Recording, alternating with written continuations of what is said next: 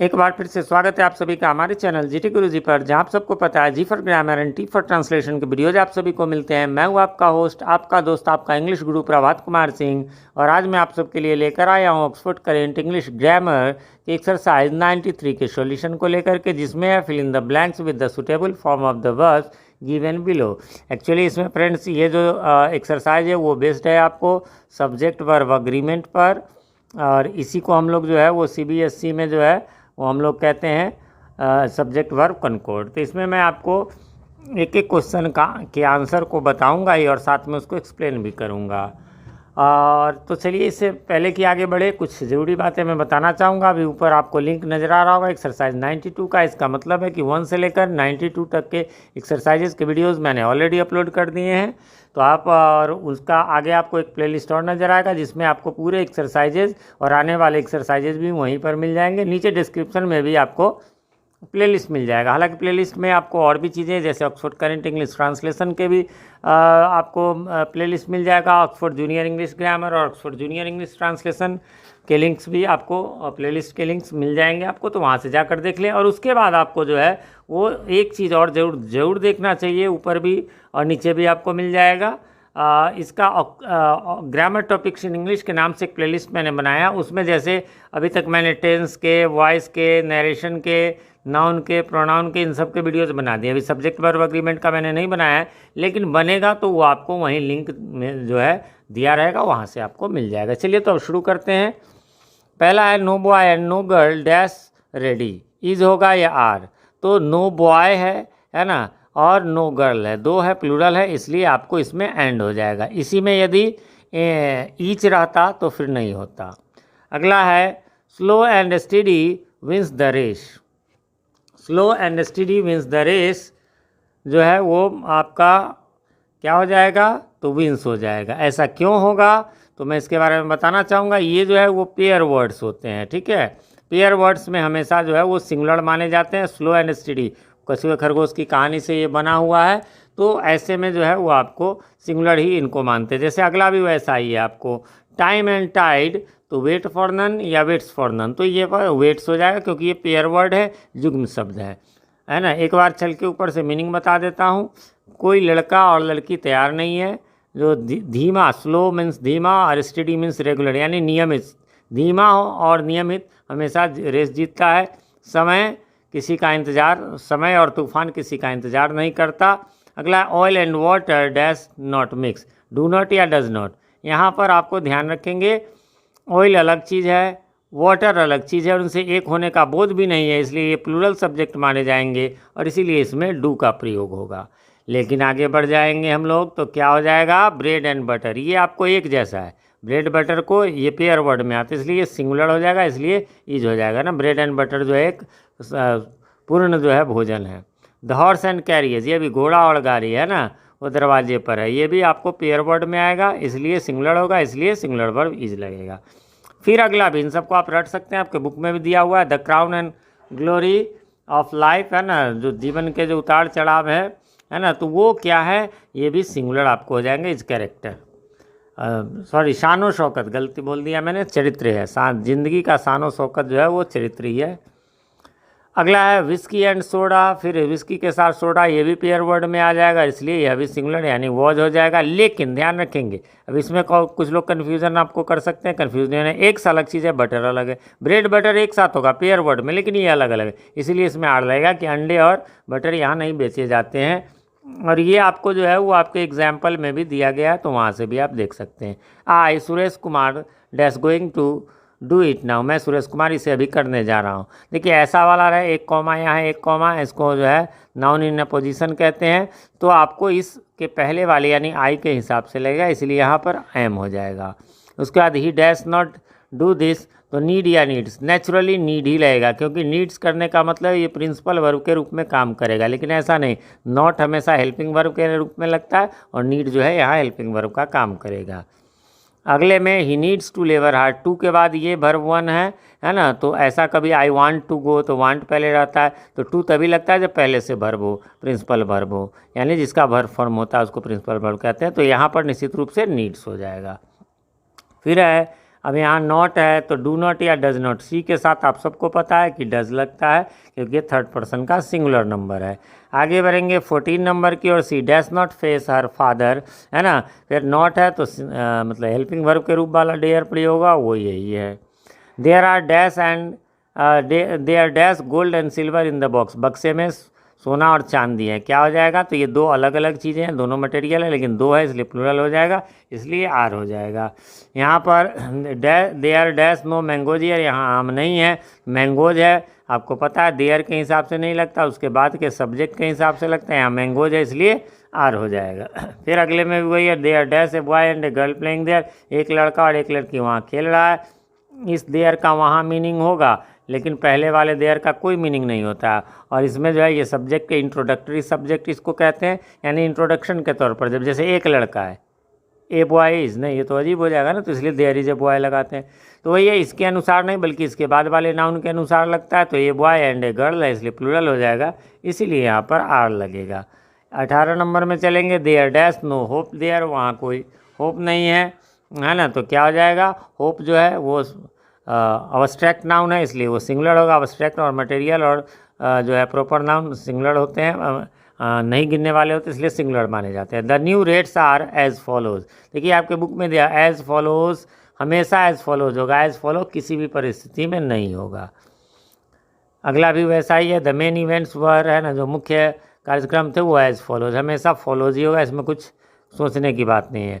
अब है the following dash the names likely to be selected, तो यहाँ पर फॉलोइंग में जो है अगले को देख करके वर्ब लगाएंगे इसलिए आर हो जाएगा। द नंबर ऑफ पर्सन, ये पिछले एक्सरसाइजेज में भी हमने बताया, पिछले 3 एक्सरसाइज सॉरी 2 एक्सरसाइजेज जो है 91 और 92 सब्जेक्ट वर्ब एग्रीमेंट से रिलेटेड ही है, तो उनमें इसमें बताया हमने the number of, A number of रहा तो प्लूरल होगा, जबकि द नंबर ऑफ हमेशा सिंगुलर होता है। The number of person engaged was 50, यानी लोग जो उसमें लगे हुए थे उनकी संख्या जो है वो कितनी थी, तो 50 थी, 50 थी। ईच ऑफ अस, ईच जब भी रहेगा वो सिंगुलर होगा, उसके बाद चाहे सिंगुलर रहे प्लूरल रहे कोई भी नाउन रहे या प्रोनाउन रहे, ईच ऑफ अस, है ना, has to do it, has singular, इसलिए हम में से प्रत्येक को यह करना है।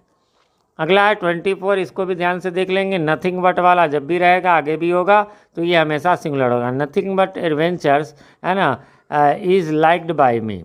अगला है मीजल्स, अब ये बीमारी का नाम है खसरा, ये हमेशा बीमारी का कोई भी बीमारी का नाम वो सिंगुलर ही होगा इसलिए ईज हो जाएगा। Measles is a dangerous disease, measles एक खतरनाक बीमारी है। The mother as well as her son, अभी आगे पिछले एक्सरसाइज में था एज वेल एज रहे, विथ रहे, अलॉन्ग विथ रहे, तो हमेशा इसके पहले वाले के अनुसार लगता है, तो पहले इसके आप देख सकते हैं मदर है इसलिए उसके हिसाब से इज लगेगा, सिंगुलर लगेगा। The mother as well as children, यानी माँ और एज वेल एज माने एंड की तरफ माँ और बच्चे लगे हुए थे, व्यस्त थे।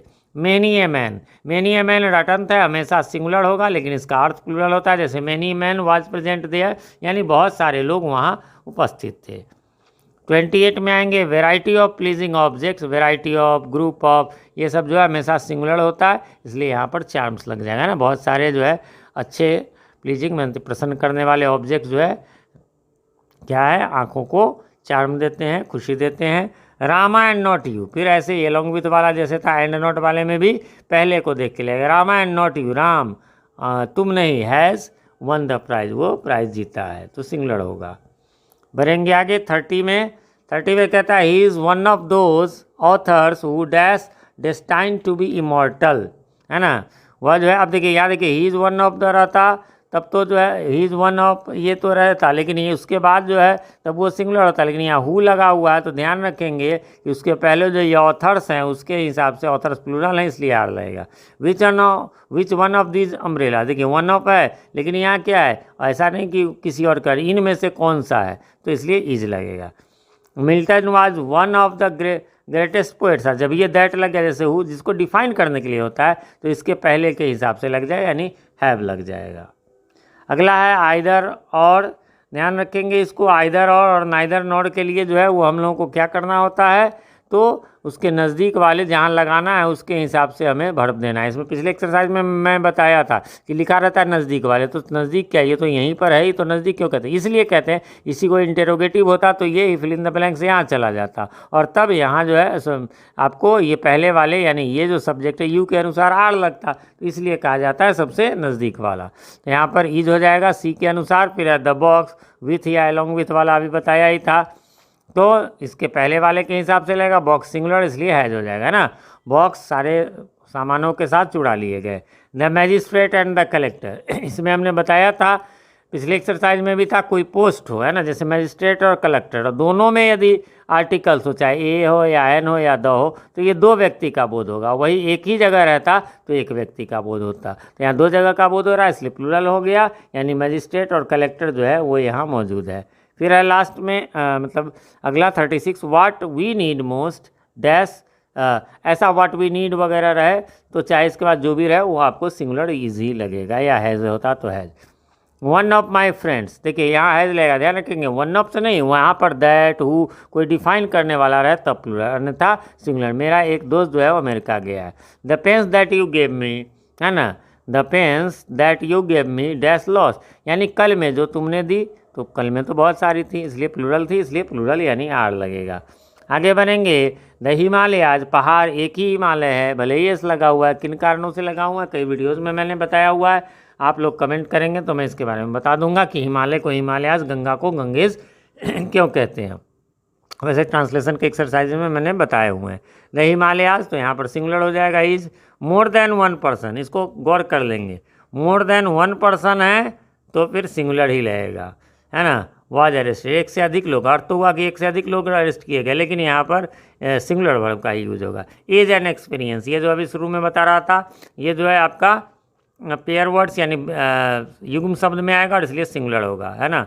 उम्र और अनुभव जो है वो क्या करता है, मनुष्य में बुद्धि लाता है, विवेक लाता है। हाफ ऑफ द मैंगो, जिसको भी ध्यान लेंगे, हाफ ऑफ के हिसाब से नहीं लगेगा, हाफ ऑफ के बाद मैंगोज है तो आपको प्लूरल है तो इसलिए प्लूरल वर्ब लगेगा, यानी आधे आम जो है रोटेन है, एक से अधिक ही होंगे। अब देखिए एक था मोर देन वन बॉय, अब यहाँ देखिए मोर बॉयज़ देन वन रहे तो ये प्लूरल हो जाएगा, ठीक है, तो यहाँ पर इसलिए वर होगा। आई विश इट, अब ध्यान देंगे ये थोड़ा कल्पना वाला है, I wish, he wishes, she wishes, they wish वाला सेंटेंस रहे उसमें हमेशा वर ही लगेगा, चाहे इट तो है तो भी वर, ही रहे तो भी वर, सी रहे तो भी वर, और दे रहे वी रहे तो भी वर, तो इसलिए वर लगेगा। ये कल्पना होता है कि मेरी कामना है कि यह संभव हो जाता। आइदर द बॉयज और द टीचर, ऊपर बताया आइदर और, नाइदर नॉट में नज़दीक वाले के हिसाब से टीचर सिंगुलर इसलिए इज लगेगा। फिर अगला भी वैसे my friend poet and philosopher, इसमें बताया था उस समय आर्टिकल्स ही बताया था, आर्टिकल्स ही नहीं कोई एडजेक्टिव भी, ये तीनों एक ही व्यक्ति है, फिर पोएट फिलोसफर और फ्रेंड, कैसे तो एक ही जगह पर ये एडजेक्टिव लगा या आर्टिकल्स लगता है इसलिए ये सिंगुलर होगा, इज हो जाए। यानी मेरा दोस्त जो कि पोएट भी है और फिलोसफर भी है वो अब नहीं रहा, यानी नो मोर मीन्स वो जीवित नहीं है। आगे बढ़ेंगे।